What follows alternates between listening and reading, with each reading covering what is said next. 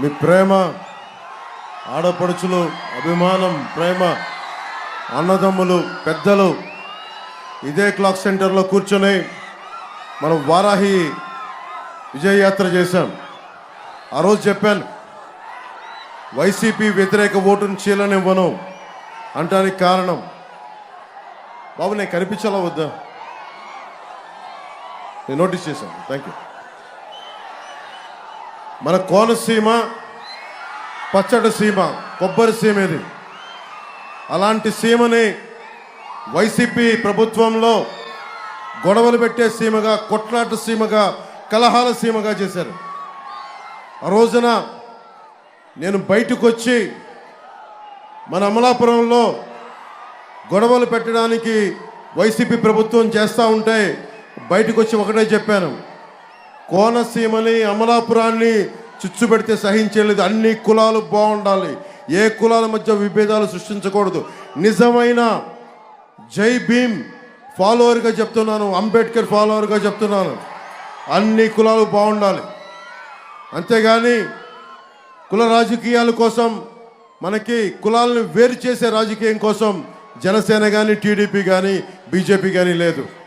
మేమందరం ఉన్నది కూడా లా అండ్ ఆర్డర్ బాగుండాలి. అమలాపురం యువతకి, యువకులకి ఉపాధి అవకాశాలు రావాలి.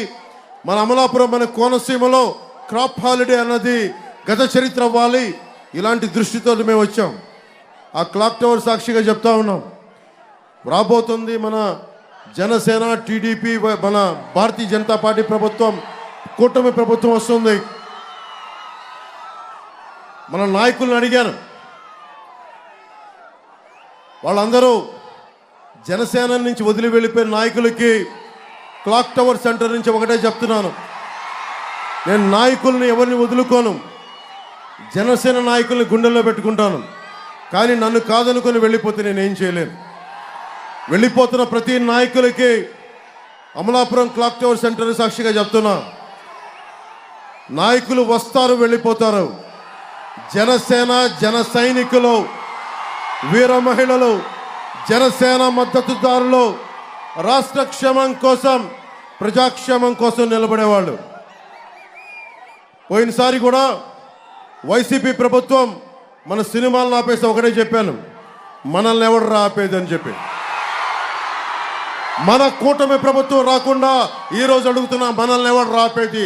మన కూటమి ప్రభుత్వాన్ని రాకుండా ఎవడ్రా మనల్ని ఆపేది? జెండాల కింద దించాం.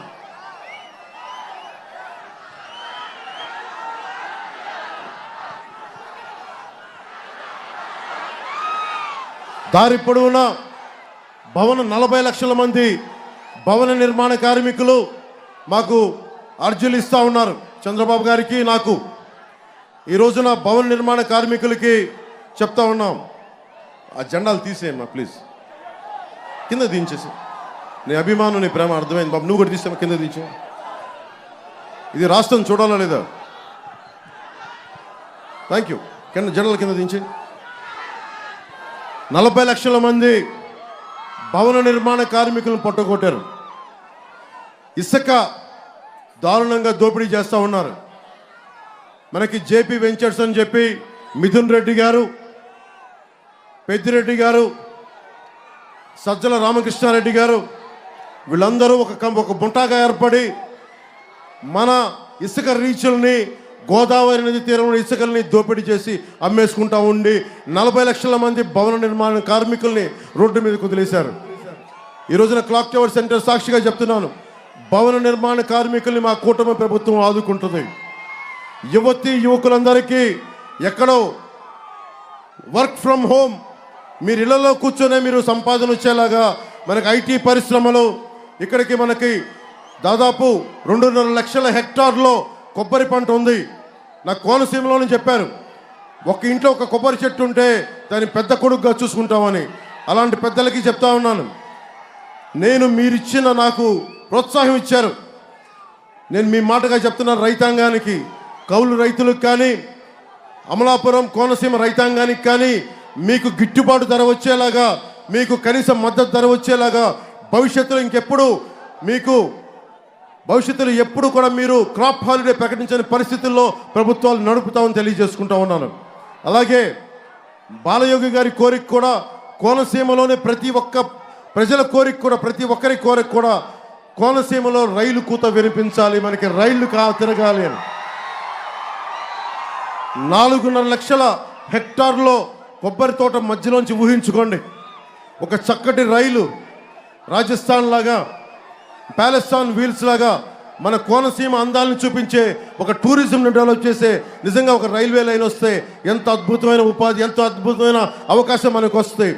అది మన హరీష్ గారి, బాలయోగి గారి అబ్బాయి మనకు ఎంపీగా నిలబడుతున్నారు. మన కూటమి తెలుగుదేశం పార్టీ సైకిల్ పార్టీని గుర్తించి ఆయన పోటీ చేస్తూ ఉన్నారు. ఆయన్ని అభ్యర్థిగా, పార్లమెంట్ అభ్యర్థిగా మనం గెలిపించుకుంటే మేమందరం కూడా, ప్రధానమంత్రి గారితో నాకున్న పరిచయం మీకు తెలుసు, నాకు వారితో ఉన్న సాన్నిహిత్యం మీకు తెలుసు. నేను మన కోనసీమ వాసుల కోరిక అందరికీ చెప్తాను. మా కోనసీమ వాసులు ఒకటే అడుగుతున్నారు, మా కొబ్బరి పొలాల మధ్య, కొబ్బరి చెట్ల మధ్య, కొబ్బరి తోపుల మధ్య ఒక రైలు పరిగెత్తాలి, రైలు కూత వినిపించాలనే కోరిక. ఆ కోరికని ప్రధానమంత్రి గారి నోటి ద్వారా నేను చెప్పించడానికి ప్రయత్నం చేస్తాను. హరీష్ గారిని మనం పార్లమెంట్కి పంపించగలిగితే మనకి రైలు కూత అక్కడ వచ్చేలాగా అక్కడ పార్లమెంట్లో వారికి గళం వినిపిస్తాం.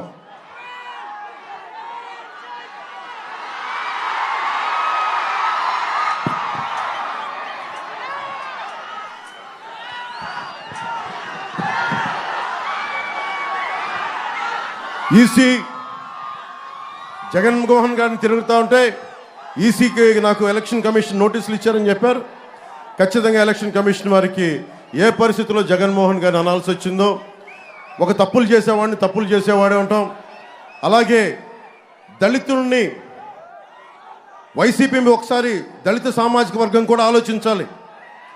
మీలో చిచ్చు పెట్టడానికి ఉన్నారు వైసీపీ నాయకులు. వైసీపీ నాయకులు ఒకటి అడగండి, ఒక వైసీపీ ఎమ్మెల్సీ ఆయన ఒక దళితుని హత్య చేసి డోర్ డెలివరీ చేస్తే అలాంటి వ్యక్తికి దళిత సామాజిక వర్గం నిజంగా ఒత్తాసు నిలబడితే జై భీమ్ స్ఫూర్తికి నిజంగా మనకు విఘాతం కలిగించిన వాళ్ళం అవుతాం. అలాంటి పరిస్థితులు రాకూడదంటే జనసేన, తెలుగుదేశం పార్టీ, భారతీయ జనతా పార్టీ కూటమికి మీరు అండగా నిలబడితే భవిష్యత్తులో అలాంటి పరిస్థితులు రాకుండా ఉండే బలమైన మనకి లా అండ్ ఆర్డర్ పరిస్థితులకి దిగజారకుండా చూసుకుంటాం.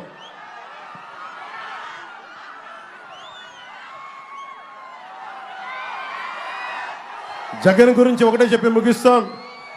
జగన్ జీవితం జైలుకి బెయిల్కి మధ్యలో ఊగిసలాడే జీవితం జగన్ది. కోనసీమ నుంచి చెప్తా ఉన్నాం, జగన్ గుర్తుపెట్టుకో, క్లాక్ టవర్ నుంచి చెప్తా ఉన్నాం, నీకు రోజులు దగ్గర పడ్డాయి, నీ ప్రభుత్వాన్ని ప్యాక్ చేస్తాం, నిన్ను జైలుకు పంపిస్తాం. మమ్మల్ని అకారణంగా ప్రతి ఒక్కరిని ఎవరెవరి సామాజిక వర్గం చేత తిట్టిస్తూ ఉంటాం. మా సామాజిక వర్గం చెప్పే నాయకులను కూడా అడుగుతా ఉన్నాను, మీకు క్రాప్ హాలిడే పెడుతున్నప్పుడు, క్రాప్ హాలిడే ప్రకటించినప్పుడు నాయకులంతా ఏమయ్యారు? ఈ రోజున జగన్కి మద్దతు తెలిపే ప్రతి ఒక్కరికి, దళిత నాయకులు కానీ, బీసీ నాయకులు కానీ, కాపు నాయకులు కానీ, ఎవరైనా సరే ప్రభుత్వాన్ని, రాష్ట్రాన్ని పిలిచి పిప్పి చేస్తున్న వ్యక్తికి మీరు అండగా నిలబడితే రాష్ట్ర ప్రజానీకానికి ద్రోహం చేసిన వాళ్ళు అవుతారు. అక్కడ దయచేసి ప్రజలందరూ కూడా మీరు ఆలోచించండి, నా అన్నదమ్ములను ఆలోచించండి, అక్క చెల్లెలను ఆలోచించండి. మా దాదాపు 3,000 మంది ఆడపిల్లలు అదృశ్యం అయిపోతే ఈ చీఫ్ మినిస్టర్ ఒక్క రోజు కూడా ప్రెస్ మీట్ కూడా పెట్టలేదు. ఇలాంటి వ్యక్తి కాకుండా మన కూటమి ప్రభుత్వం వస్తుంది, మీకు సరైన సంక్షేమంతో కూడిన పాలన అందిస్తుంది. వైసీపీ అందిస్తున్న సంక్షేమాల కంటే కూడా ఇంకా బెటర్ సంక్షేమాలు అందిస్తాం. ఉన్న వాళ్ళిచ్చే సంక్షేమ పథకాల కంటే కూడా అదనంగా ఒక 1000 రూపాయలు ఎక్కువ ఇచ్చేవాళ్ళం తప్ప తక్కువ ఇచ్చేవాళ్ళం కాదు ఈ కూటమి ప్రభుత్వం తెలియజేసుకుంటూ, మనకి రాబోతున్న మే 13 వస్తున్న ఎన్నికల్లో భారీ విజయంతో మన అమలాపురం ఎమ్మెల్యే అభ్యర్థిగా తెలుగుదేశం పార్టీకి మన పార్టీ మీద సైకిల్ గుర్తు మీద ఐతాబత్తుల ఆనందరావు గారిని భారీ మెజారిటీతో గెలిపించండి. ఆయన గెలుపు జనసేన గెలుపు కూడా, ఆయన గెలుపు భారతీయ జనతా పార్టీ గెలుపు కూడా, ఆయన గెలుపు కేవలం తెలుగుదేశం కూటమి గెలుపది. మనస్ఫూర్తిగా మీ ఆశీర్వాదాలు కావాలని కోరుకుంటూ